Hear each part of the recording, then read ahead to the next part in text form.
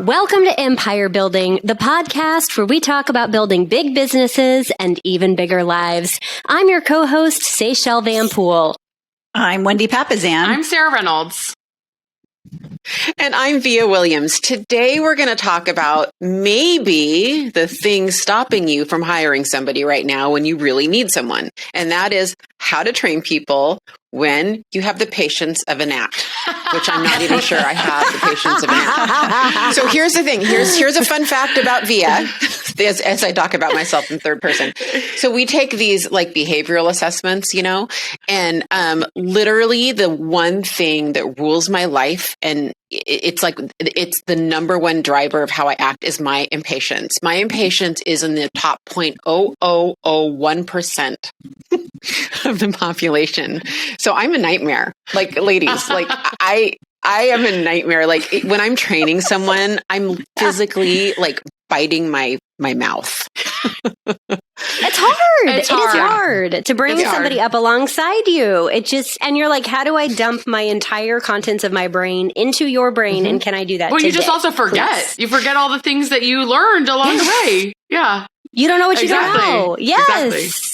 Well, yeah, there's actually, it's funny you should say that, Sarah, because there's 4 stages, right, of mastery, and the first one is you don't even know what you don't know. We call that unconscious incompetence, right? And the second one is, okay, you know what you don't know. You're aware of where your deficits are. That's called conscious incompetence, right?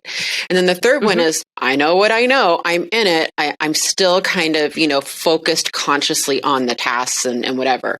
And then the fourth one is unconscious competence, which we would call mastery. And that's when you're just so good at something, you don't even know what you do anymore. Yeah. And so I find that when what makes training hard is you have to go from step 4, unconscious competence, back into step 3, conscious competence. So you have to just be aware. Yeah. Well, and what's interesting too is that training is very different than teaching, which a lot of us like. Yes, Wendy. Oh my gosh. Yes. But most of us don't like training because it requires you to slow down, like Via was saying. Yeah. So and requires like a step by step, which most of us are more in, like, just like this podcast, we're more focused on the mindset or like the big picture thinking of it, and then you fill in the rest of the holes. So yes, totally. Well, I think mainly all of us are like, well, here's what you do. Just do it. Figure it out. Okay, let's go. Right? Yeah. Which is not true training. Yeah. So today we're going to talk about what makes training successful, which I'm actually super excited about, because this is an area in my organization where I know we can use some work. And I know it's an area where I can use some work myself. So I'm pretty excited about the topic today. Too. Yeah, and we're also going to go over some hacks, Wendy, because when you're as impatient as me, I have had to learn how to adapt, right? And so I feel like I can help with some things. I have a staff of about 50 people that I help oversee, and about 1,650 agents, and so I've had to kind of get purposeful on this topic. And in fact, it's interesting because the reason I thought this was a good topic is I have so many real estate agents. And again, that's the industry we're in right now. But I have so many real estate agents, almost every agent I know that's really busy, coming to me for coaching saying, like, I want to hire someone. I'm done. I'm overworked. I'm overwhelmed, but I don't have time to train them. I mean, that's the number one problem blocking them from hiring someone, right?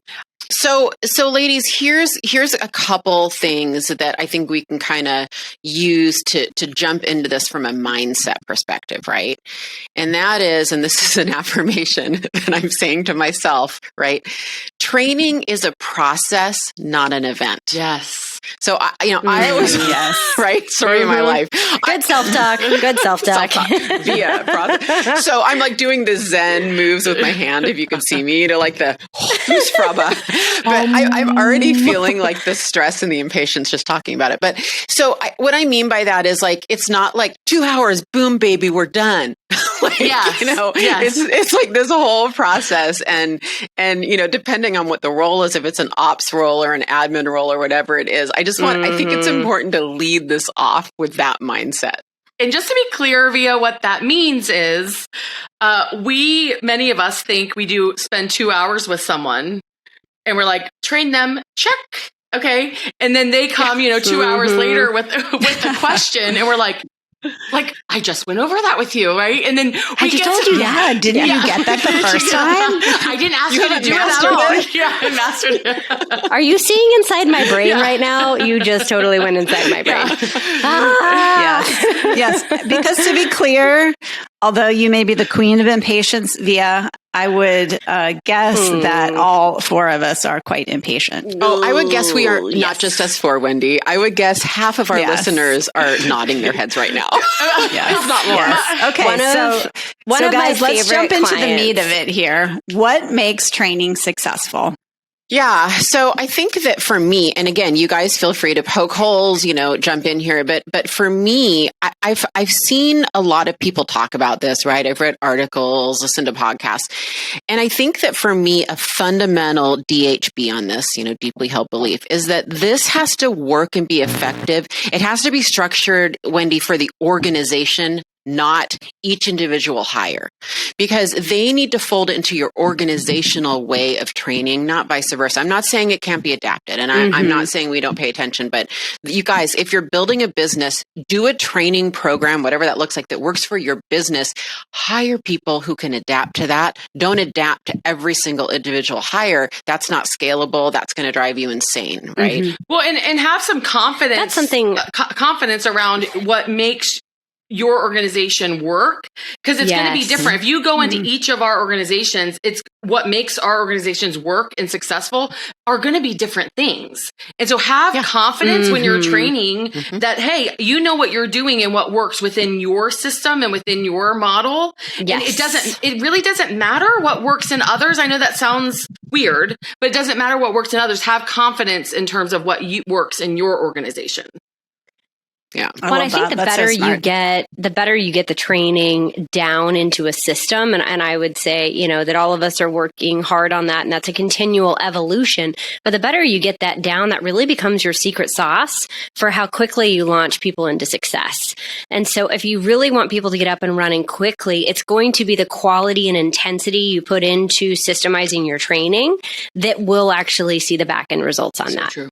So true. Yeah. And remember too that some of those intangibles like mindset, values, culture, other characteristics that aren't necessarily tactical things, culture, those are all a process, right? Again, it's not something that you can hand someone in a binder and have them read over their lunch break and assume that it's completely assimilated. So particularly the mindset, especially those of us that have been inside Keller Williams for any length of time, who find no problem with thinking bigger, wanting more, being learning based, all of those things that are very integral to our company aren't things that always come naturally to someone. And so it's almost your mindset. Obviously, you want to hire someone with the right fundamentals of their mindset, but it's for sure a process. And it's almost like through osmosis. It's like training after training after training, and surrounding yourself with other people.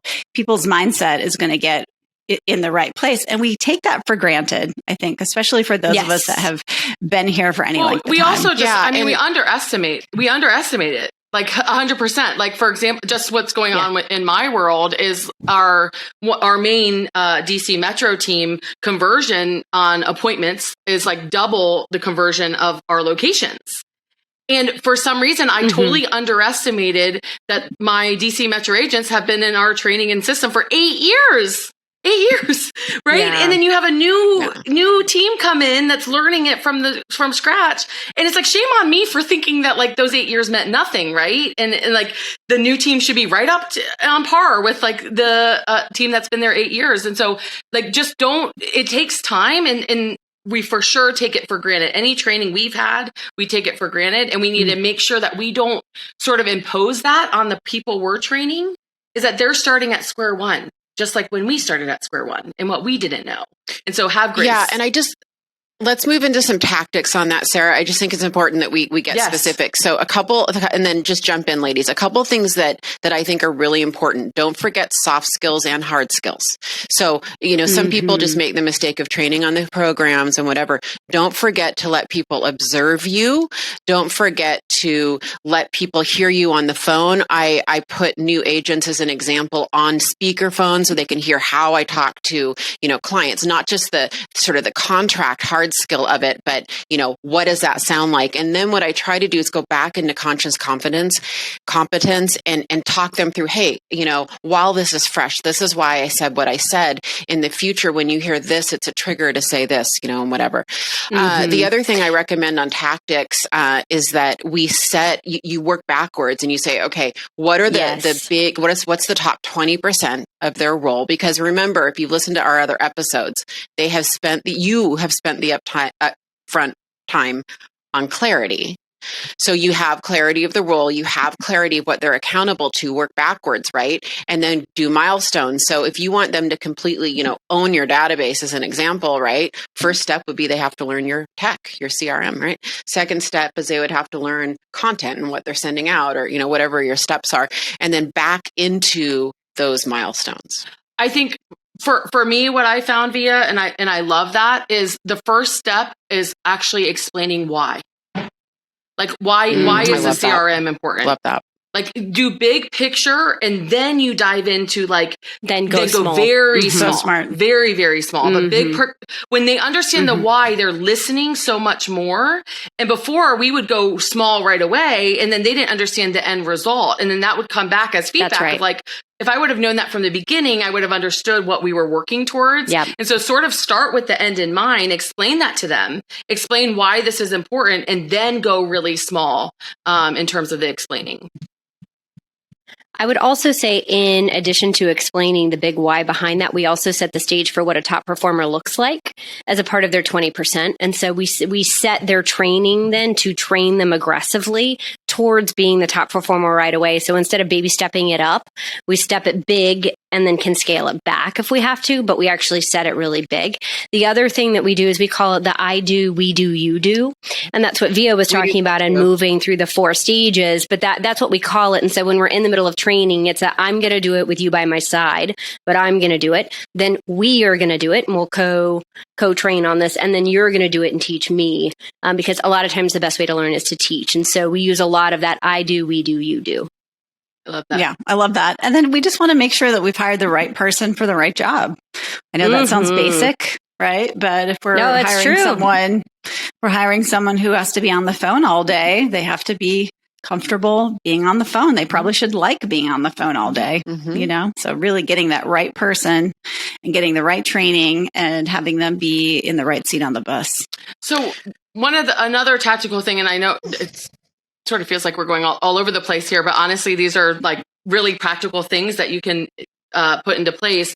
I know all of us aren't super like detail oriented, like high C people, but at times you have to train someone in a role. Like say, I love that with salespeople, like that's our jam, training salespeople because they're just like us, right? Right. I mean, we're pretty good at that. It's when got it. Let's go. Okay, next one. And it's when you're training. Yes, when you're training a role that is not your natural, something that I have found natural self, something that I have found that has helped me because it's hard for me to think about all the details in the process. Is I explained to them, I'm not super detail oriented. I know how to do this job. And so what I'm going to ask of you is I'm going to go through a lot of details.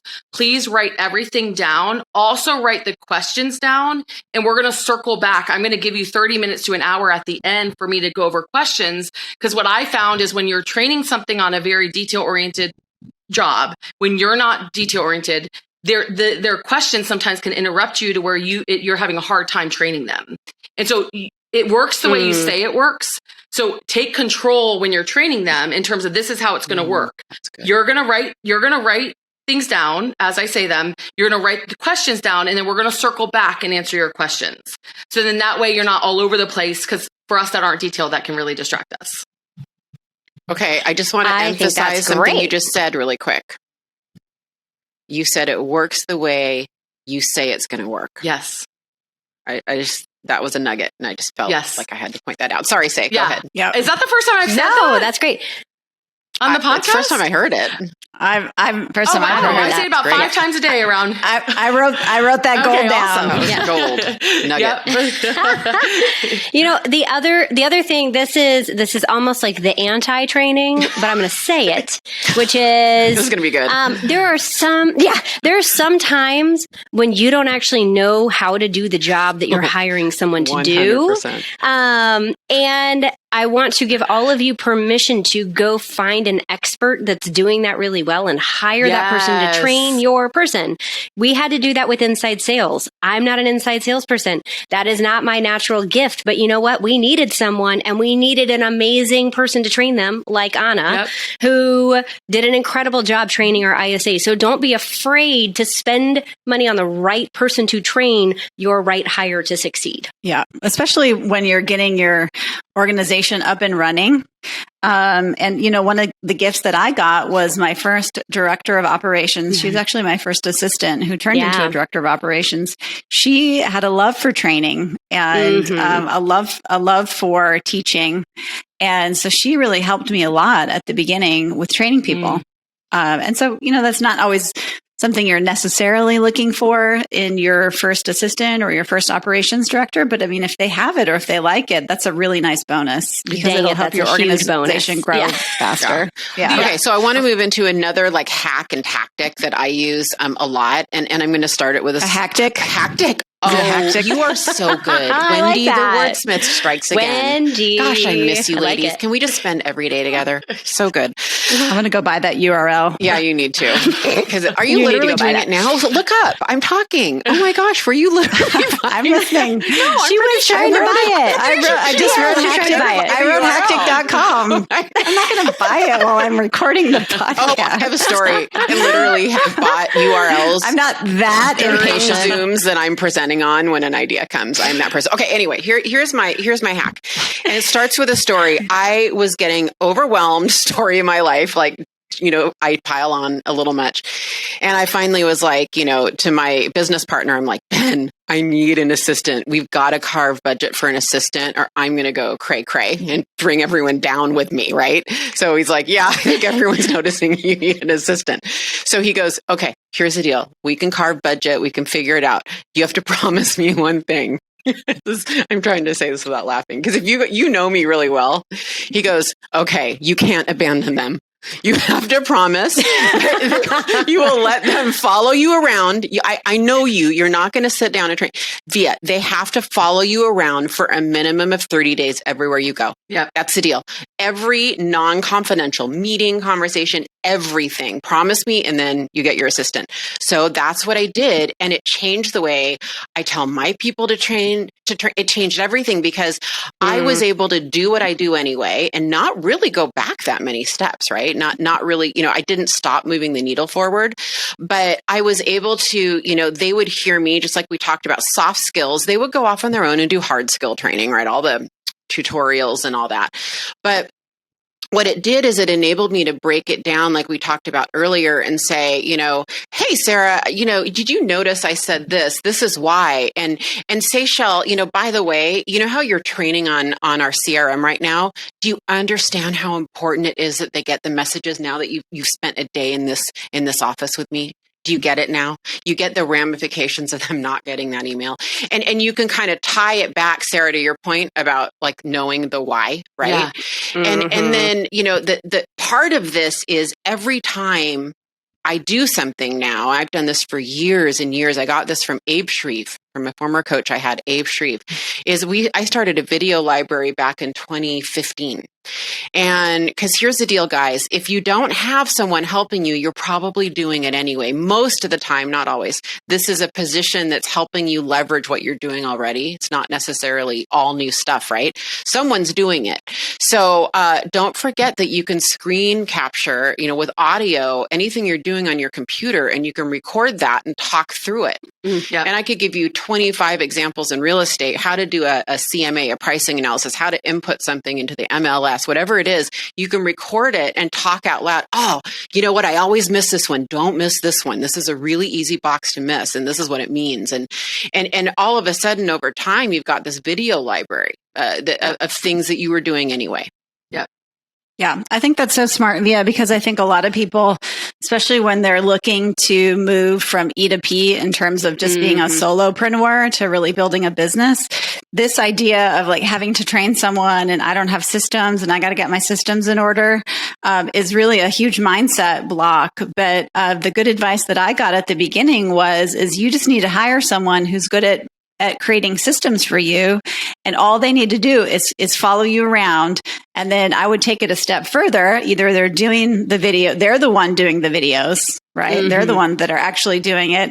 And at the same time, they're taking notes. And those notes are the foundation of your operations manual. I love that. 100%. And that's the way to overcome that I don't have time to hire someone right now to train them. Like, well, do you have time for someone to follow you? Like it's not adding any additional time to your schedule. Just have them follow you around, right? I had a coaching call with Gary Keller on Friday, and I was telling him some of our struggles that we're having right now. And, he reminded me of, he paid someone for 6 months to follow him around. Yeah. And to document. And that's where a lot of what Keller Williams was built on came from, was those 6 months. And so it's okay to have someone, like, I don't have a training program, but I know how to do this job. So just come with me, right? Come watch me and take really good notes, really, really good notes. So I love that, Via. Yeah. And I think just to drive a nail in that, we can move on, but it's such an important topic because many of our listeners, we're in service-based, businesses, right? Whether it's financial advising, insurance, real estate, whatever, we're not manufacturing widgets, right? That's right. And we get paid for our soft skills. And that's why we do so many episodes on soft skills. We've done episodes on communication, on EQ, emotional intelligence. And, soft skills are very, very important. And I think in training, if you get anything from this episode, it's don't forget those. Don't forget, even with an ops admin position, right? Yes. They're people facing most likely. They're either, many of us are running customer service representatives, sales forces, potentially consumer facing, right? Certainly our sales forces are. And so it's not just how to train someone to input things and do data entry or do social media. It's the copy behind it, the how you talk, how you present, all of it is really important. How you send an email. Yes. Right? I mean, everything. The how and the why. Yeah. The other thing I would mention too, as your organization grows, is the value in cross training. Yeah. So that you're not only one step away from getting that job back always, because you can train and all of a sudden you train in these silos. Everybody's highly trained in what they do, but nobody knows what the person next to them does. And so just making sure you're taking time to allow for cross training and making that a priority so that when people go on vacation, if people leave, any of that, you're not always one step away from getting any job in the organization back. I love that. I had a huge life change in my organization when I realized, when I made the decision that I will never hire one agent again at a time. That was huge for me. Yeah. Huge for me. It's like, think about how you can scale your training to where you can train 5 people at the same time. Right? Yeah. And I can guarantee you that there is someone listening right now who needs to hear that so badly, who has built a small team. Their team has fallen apart. They've gotten all the jobs back and they've chosen not to rebuild their team. And so I'm speaking to you right now is get back on that horse and start training your people. And you really want to get your organization big enough so that you've got you don't have that happen to you. And again, it's all about training. They learn so especially much with salespeople. Via and I are like talking over each other. Sorry. Because we're so excited. Because we're excited about it, Sarah. Like, this is a good topic. And the thing, Sarah, about it is like, when you're hiring salespeople, you actually want to hire 3 or 5 or however many. You want that. There's going to be a really good, friendly competition that's going to feed on them, right? It's a great thing. They learn so much from one another. So part of our onboarding training process with our agents is they do their buyer and listing presentations in a group, and 5 people watch them, and then they see the coach give feedback. And they learn so much from others learning what they learn and seeing different ways of saying things and things like that. It's very powerful to train in a group. Very powerful. So I agree. I agree. So what we kind of went over today was the mindset that this is a process, not an event. It's not going to happen overnight. It's not just one thing, right? And then we also went over, ladies, some tangible tactics on what to put in your training modules, whatever you want to call them, having milestones, being super clear on what the outcome you want to be on their top 20%, right? Sarah had a great idea on, look, train 4 or 5 people if you have a big organization. Don't just bring one person on, especially sales forces. I couldn't agree more with that. We talked about doing a video library where you're screen capturing your stuff. We talked about, what else did we talk about, ladies? Soft skills versus hard skills, making sure you're addressing those. And having confidence, cross training, having confidence, cross training, and I do, we do, you do. Mm-hmm. Yeah. And I do. They're feedback loops. Yeah. Well, once again, our valued listeners, we thank you for joining us today. We hope you got something out of the episode, and we would love you guys to tell all your friends about it and refer us to them. Have a great day, and thank you. Bye, guys. Bye, guys. Bye.